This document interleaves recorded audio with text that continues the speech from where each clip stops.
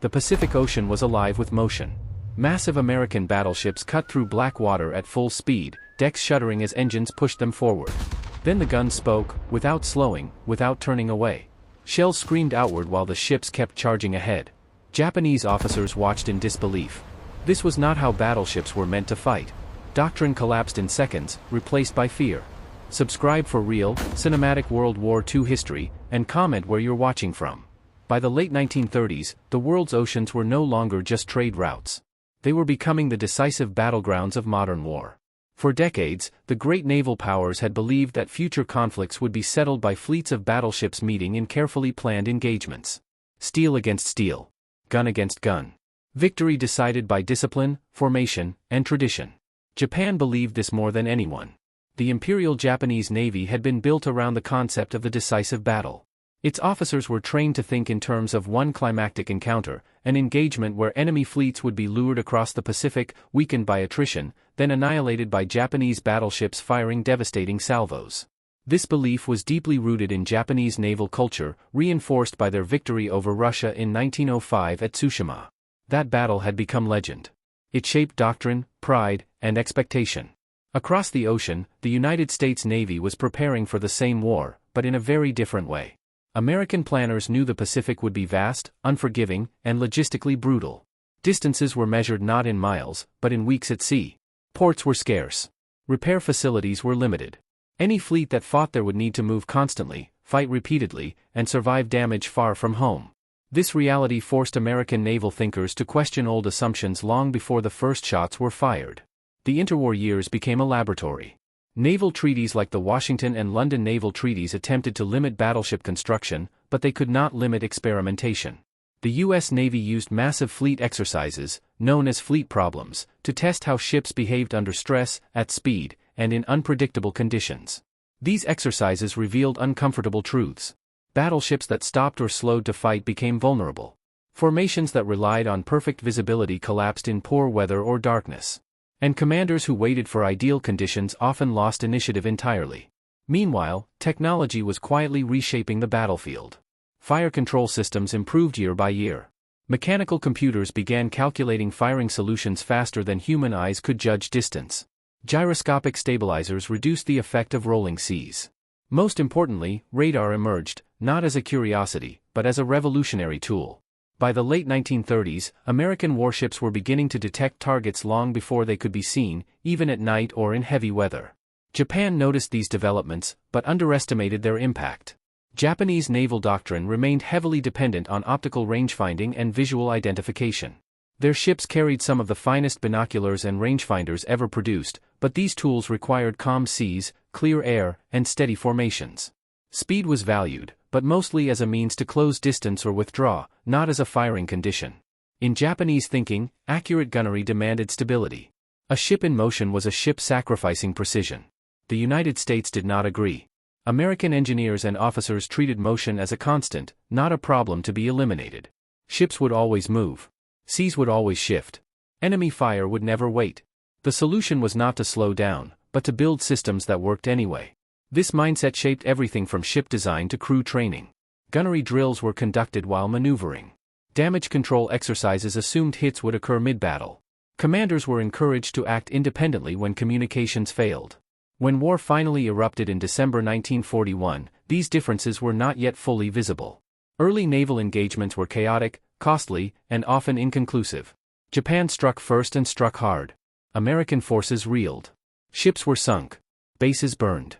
Confidence was shaken. But beneath the surface, something else was happening. Each engagement gave American crews experience under fire. Each night action forced radar operators, gunnery officers, and bridge crews to trust their instruments and their training. Slowly, the U.S. Navy began to fight the war it had prepared for, not the one it had imagined. And as fleets closed in the dark waters of the Pacific, Japanese officers would soon discover that American battleships no longer fought like the ones they had studied in textbooks. They fought while moving, while turning, while charging forward at full speed, toward a moment that would shatter old naval beliefs forever.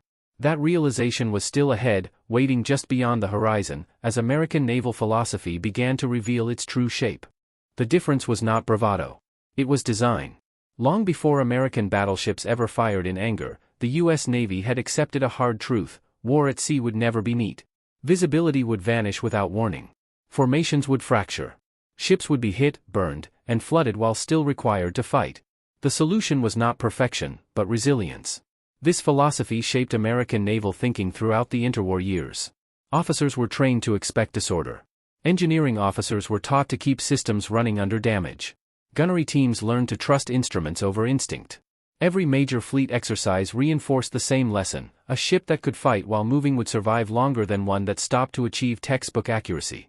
American battleships were built with this assumption embedded into their steel. Fire control systems became the heart of the ship. Mechanical analog computers, far more advanced than those used by any other navy, calculated firing solutions continuously, even as ships turned, rolled, and accelerated. Gyroscopic stabilizers compensated for pitch and yaw.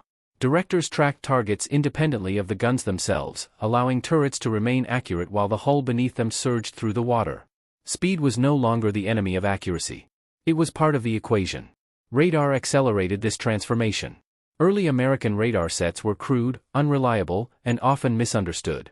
But the U.S. Navy invested relentlessly in their improvement. By 1942, radar was no longer just an early warning device. It fed directly into fire control systems, providing range and bearing information unaffected by darkness, smoke, or weather. Battleships could now engage targets they could not see, while maneuvering aggressively to avoid return fire. This changed command behavior. American captains were encouraged to keep moving. A moving ship was harder to hit. It presented a constantly changing firing solution to the enemy. It allowed commanders to reposition, disengage, or press an attack without waiting for orders. Speed gave flexibility. Flexibility gave survival. Training reinforced this mindset. Gunnery drills were conducted at high speed. Damage control teams practiced fighting fires and flooding while the ship remained on course. Bridge crews learned to coordinate helm orders, engine commands, and gunnery inputs simultaneously. Every sailor understood that the ship's motion was not a distraction, it was the battlefield. Just as important was how authority flowed. The U.S. Navy emphasized decentralized decision-making. If communications were lost, captains were expected to act. If radar contacts appeared suddenly, officers were trusted to respond without waiting for confirmation. This contrasted sharply with more rigid command structures elsewhere, where hesitation could cascade into paralysis. By the time American fast battleships like North Carolina, South Dakota, and later the Iowa class entered combat, they were not simply larger or faster. They represented a different way of thinking. Their crews had been conditioned to fight under motion, under stress, and under uncertainty. Japanese officers observing these ships would later describe their behavior as reckless. Battleships that refused to slow down. Salvos fired during hard turns. Radar contacts engaged before visual confirmation. To observers trained in traditional doctrine, it looked like chaos. It was not.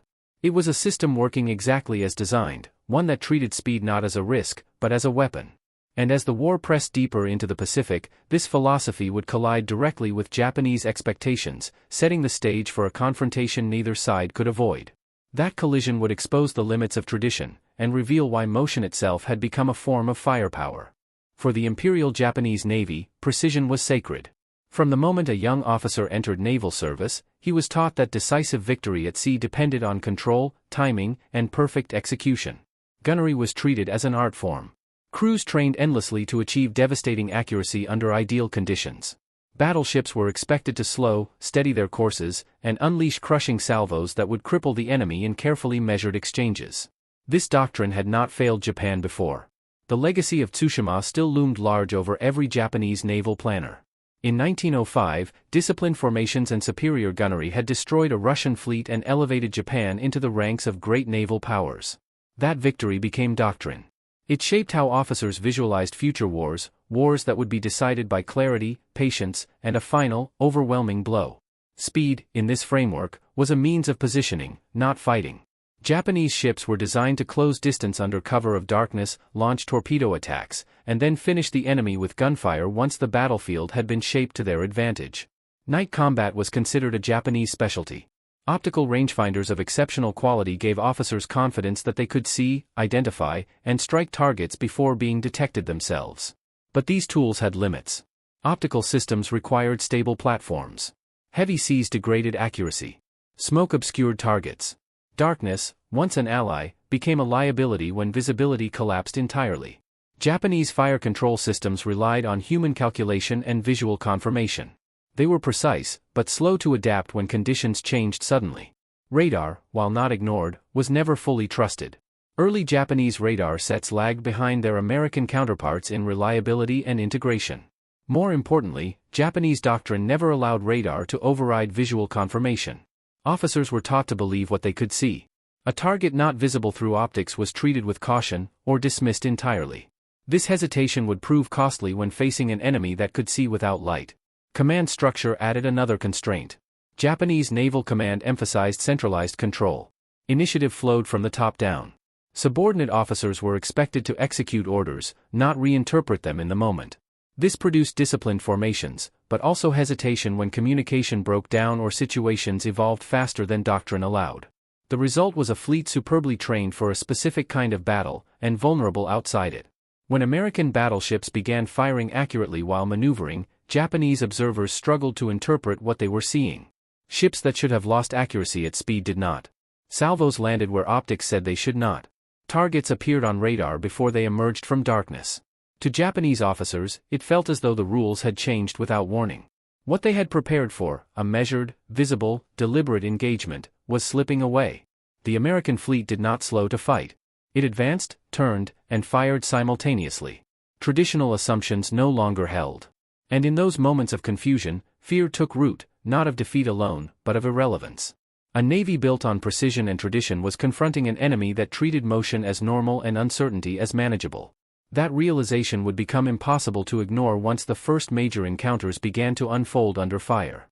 The shock did not arrive all at once. It came in fragments: blurred radar contacts, unexpected salvos, reports that did not align with doctrine. Then, in the dark waters around Guadalcanal, it became impossible to dismiss. By late 1942, the struggle for Guadalcanal had turned the surrounding seas into a killing ground. Night after night, Japanese and American task forces clashed in confined waters where visibility vanished and reaction time mattered more than formation. For Japanese officers, these engagements were supposed to favor them. Night fighting was their specialty. Optical rangefinders, disciplined crews, and practiced torpedo attacks had been built for exactly this environment. What they encountered instead was deeply unsettling. American warships were detecting contacts before Japanese lookouts saw anything at all. Radar screens glowed in darkened combat information centers, feeding data directly to fire control officers. Bearings and ranges appeared without binoculars. Targets were tracked continuously, even as ships maneuvered to avoid torpedoes or close firing angles. Then the firing began. American cruisers and battleships did not slow to steady themselves. They did not wait for perfect alignment. They fired while turning, while accelerating, while weaving through narrow waters. Salvos landed with alarming consistency. To Japanese officers watching shell splashes erupt where no ship should have been able to aim accurately, it felt unreal. One engagement blurred into another. During the naval battle of Guadalcanal in November 1942, U.S. ships entered combat under chaotic conditions. Visibility was poor. Formations were broken. Yet American vessels opened fire rapidly, adjusting aim even as courses changed. Radar-directed fire allowed guns to stay locked on targets despite smoke, darkness, and motion. Japanese commanders struggled to respond. Orders based on visual reports arrived too late. Ships attempted to slow for accurate fire, making them vulnerable to incoming salvos. Torpedo attacks were launched against targets already maneuvering unpredictably. The battlefield refused to stabilize. The most disturbing aspect was not the damage, it was the behavior. Japanese officers expected American battleships to fight like battleships had always fought. Instead, they behaved more like fast, aggressive predators. Speed was maintained. Helm orders came constantly. Guns fired in coordination with motion rather than in spite of it. Reports began circulating among Japanese naval staff describing American fire that did not pause. Shells that arrived while the enemy was still closing. Salvos that adjusted in real time. The old assumptions, slow to aim, slow to fire, were collapsing under direct observation. Fear followed understanding. If American battleships could fire accurately without slowing, then many Japanese tactical advantages vanished. Night no longer guaranteed surprise. Speed no longer ensured safety. Precision no longer required stillness. As Guadalcanal consumed ships and men, a realization began to spread quietly through Japanese command circles. The U.S. Navy was not fighting the war Japan had prepared for. It was fighting a faster, more fluid conflict, one where motion itself had become part of the weapon. That realization would soon be confirmed on an even larger scale, when American battleships demonstrated exactly how lethal full-speed firepower could become. The moment of full realization came when speed and fire merged into a single, unstoppable force. By 1943 and 1944, the U.S. Navy was no longer improvising. It was executing doctrine refined under combat. New fast battleships entered the Pacific equipped with mature radar, stabilized fire control systems, and crews hardened by experience. These ships were designed to operate with carrier task forces, to screen, pursue, and strike without ever surrendering momentum. They did not slow down for battle. American battleships advanced at speeds that would have forced older fleets to choose between maneuvering and firing. Courses shifted constantly. Helm orders came in rapid succession. And still, the guns spoke with precision. Fire control solutions updated continuously as targets moved and ships turned. Radar contacts remained locked even when visibility disappeared behind smoke or weather. To Japanese officers, this behavior was incomprehensible. At Leyte Gulf in October 1944, the scale of the disparity became undeniable. American forces brought together radar-directed battleships, cruisers, and destroyers operating as integrated systems. When contact was made, engagements unfolded faster than traditional doctrine allowed for reaction. American ships maneuvered aggressively, firing while closing, adjusting aim in real time as the enemy attempted to respond. Japanese ships, trained to stabilize before delivering decisive fire, found themselves caught in motion they could not match. Attempts to slow for accuracy exposed them to incoming salvos. Efforts to reposition were tracked instantly by radar. Darkness, once a shield, became meaningless. American guns found their marks regardless of light, regardless of speed. In these moments, Japanese command cohesion fractured. Reports from the bridge no longer aligned with expectations. Salvos were landing sooner than predicted. Targets were being hit while still maneuvering. Officers struggled to reconcile what they saw with what they had been taught. The battle was no longer unfolding in phases. It was continuous, relentless, and unforgiving. The psychological impact was severe. Battleships were supposed to dominate through controlled violence. Instead, American ships projected chaos, controlled chaos, where motion and fire overlapped seamlessly. Japanese officers later described the sensation of fighting an enemy that never settled, never paused, never gave the battlefield time to breathe. This was not recklessness. It was mastery. American crews trusted their systems. Radar operators fed precise data. Fire control officers adjusted continuously. Gunnery teams executed without hesitation. Damage control parties stood ready, even as the ship surged forward under fire. Every part of the vessel worked together, allowing speed to amplify lethality rather than undermine it. By the end of these engagements, the truth was impossible to ignore. The age of battleships fighting from steady platforms had ended. A new reality had taken its place, one where speed multiplied power, and movement itself became a form of dominance. And as the smoke cleared, the consequences of that realization would echo far beyond the battlefield, shaping the war's final chapters. The consequences unfolded quietly at first. There was no single announcement, no dramatic acknowledgement broadcast across fleets. Instead, the realization spread through reports, debriefings, and damaged ships limping back to port. Japanese officers began writing assessments that no longer spoke with certainty, but with unease. Losses told part of the story. Japanese surface forces suffered mounting damage in engagements where they had expected parity or advantage. Ships struck before visual contact. Salvos landed while American vessels were still maneuvering. Attempts to slow and steady for return fire often resulted in heavier losses, not improved accuracy. Battleships and cruisers that paused became easier targets for radar-directed guns that never stopped adjusting. But the deeper impact was psychological. Imperial Japanese Navy after-action reports increasingly noted American, unexpected firing behavior.